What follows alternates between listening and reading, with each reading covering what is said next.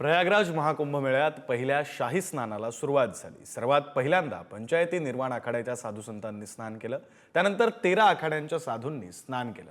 हातात तलवारी, त्रिशूळ, डमरू घेऊन भस्म लावलेल्या 2000पेक्षा अधिक नागा साधू देखील यावेळी संगमावर उपस्थित होते। या नागा साधूंच्या दर्शनासाठी आणि आशीर्वाद घेण्यासाठी लाखो भाविक संगमावर उपस्थित होते।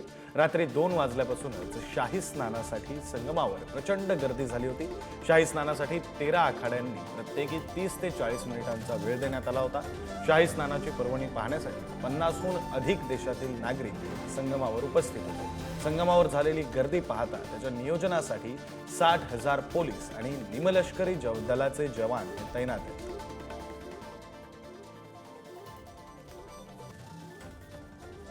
दृश्य आपण पाहतोय,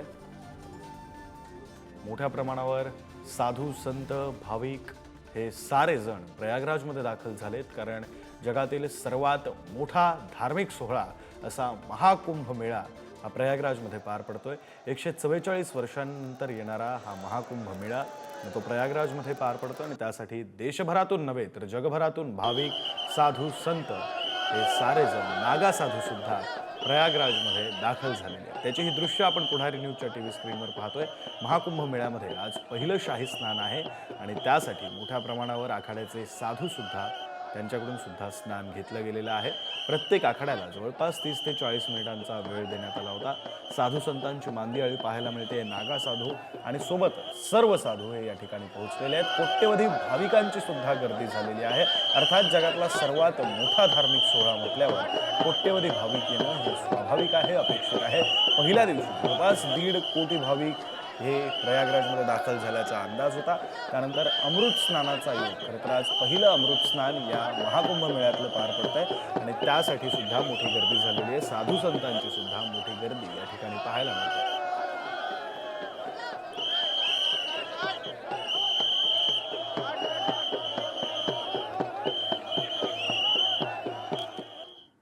महंत सुधीरदास महाराज आपल्यासोबत थेट प्रयागराजमधून जोडले गेलेले आहेत। आपण त्यांच्याशी बातचीत करूया। तिथे नेमकी काय ऊर्जा आहे, तिथे नेमकं काय वातावरण आहे, आपण समजून घेण्याचा प्रयत्न करूया। महंत सुधीरदास महाराज जी, आपलं स्वागत आहे पुढारी न्यूजमध्ये। खरं तर पहिला प्रश्न हाच विचारायचा आहे, तिकडे नेमकी ऊर्जा काय आहे, काय वातावरण आहे? तुम्ही अगदी काल सुद्धा ज्यावेळी आपण बोललो तेव्हा सुद्धा तुम्ही प्रयागमध्येच होतात, आत्ताही प्रयागमध्ये आहात। काय ऊर्जा आहे, काय वातावरण आहे, काय पाहायला मिळतंय? भव्य दिव्य असा जगातील सर्वात मोठा धार्मिक सोहळा आज प्रयागमध्ये आरंभ झालाय। आज मकर संक्रांती आहे। धनु राशी मधून रवी जे आहेत ते मकर राशीमध्ये प्रवेश करतात, त्यामुळे संक्रांतीचं महापर्व हे शाही स्नान आहे। आता सर्व नागा साधूंची स्नानं झाली आणि आमच्या सर्व आखाड्याची स्नानं क्रमबद्धरित्या, सुनियोजितरित्या एका पाठोपाठ एक प्रत्येक आखाड्यांना साधारण 40 ते 45 मिनिटाचा वेळ त्या ठिकाणी दिलेला होता आणि अत्यंत सुंदर अशी व्यवस्था आहे। सुमारे 2 कोटी भाविक आज निश्चित स्नान करतील असा प्रशासनाचा अंदाज आहे। त्याचप्रमाणे मकर संक्रांतीचं जे वैशिष्ट्य आज आपण पाहत आहोत की या मकरेचा रवी, त्याचप्रमाणे बृहस्पती वृषभ राशीचा, त्याचप्रमाणे पर्वकाल, पौर्णिमा आणि प्रतिपदा यांची युक्ता स्थिती, यामध्ये अत्यंत पुण्य पवित्र कारक असं आजचं त्रिवेणी संगमाचं स्नान सांगितलेलं असतं। त्यामुळे जगभरातून आज 50 देशातून भाविक या ठिकाणी आलेत आणि अभूतपूर्व वातावरण आहे। सकाळपासून इथे थोडंसं किंचित पावसाचं देखील वातावरण असल्यामुळे थोडी रचनेमध्ये हे झालंय, चिखल झालाय थोडासा, परंतु त्याही संपूर्ण वातावरणामध्ये अत्यंत कुंद वातावरण आहे।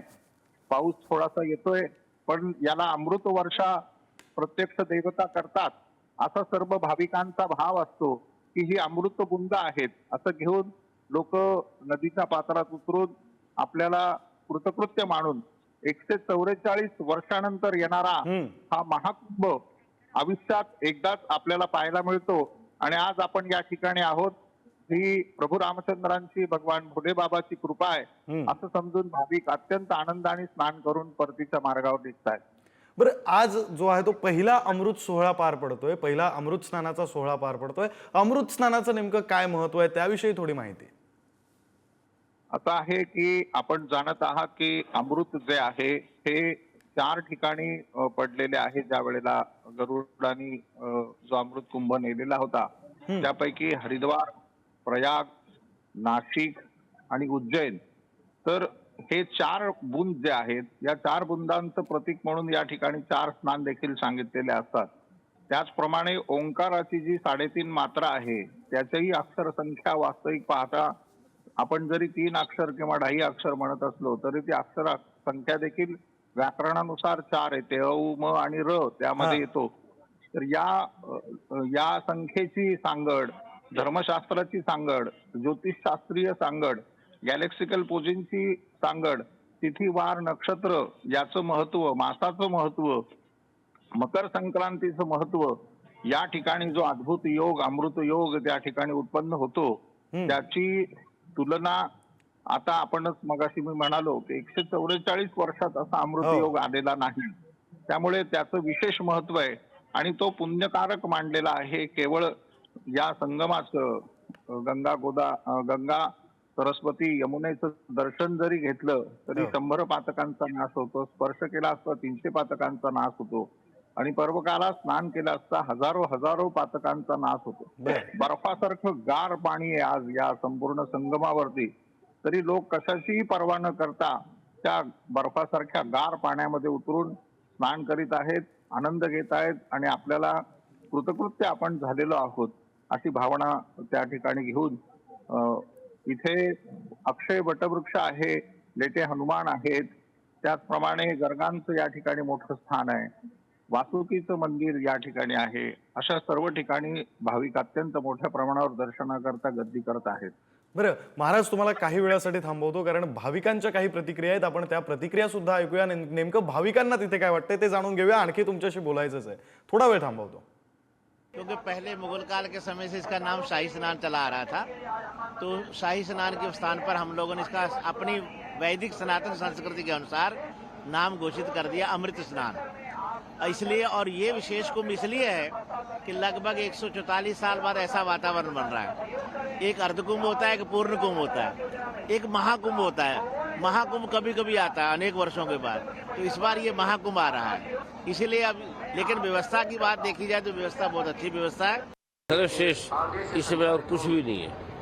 उनके बड़े भाग है जो ये आते हैं, यात्रा करते हैं। जैसा पत्रकार है बड़े भाग्यशाली है, जो इसे देख रहे बड़े भाग्यशाली है। बाकी टीवी में हम क्या देख रहे हैं आजकल? अब देखते हैं लड़ रहे हैं, झगड़ रहे हैं।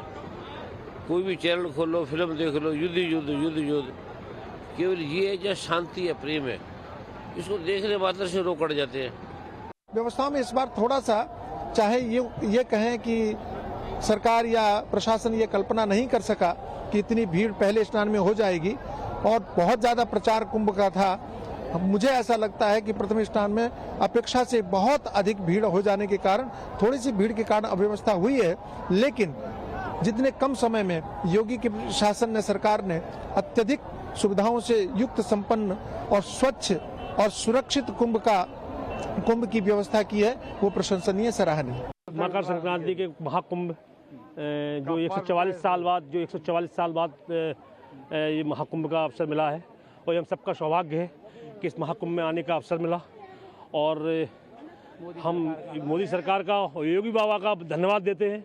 इससे पहले जब आए थे तो व्यवस्था अव्यवस्थित थी, बहुत ज़्यादा व्यवस्थाएं थी। आज हम लोग बड़ी सुगमता से अपनी यात्रा कर रहे हैं। बहुत अपार भीड़ है और योगी बाबा की स्वच्छम व्यवस्था है, चौक चाबंद है, लोग बड़े आनंद से पर्व का मनोरंजन ले रहे हैं। व्यवस्था भी अच्छी है, भीड़ तो है पर व्यवस्था अच्छी है।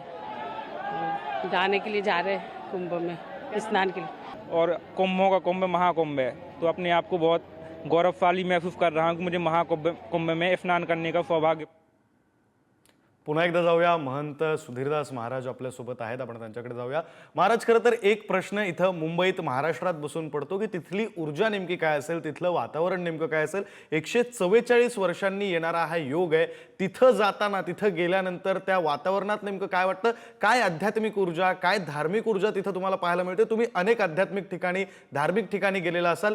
त्या ऊर्जेपेक्षा ही ऊर्जा कशी वेगळी आणि नेमकी काय ऊर्जा आहे ही?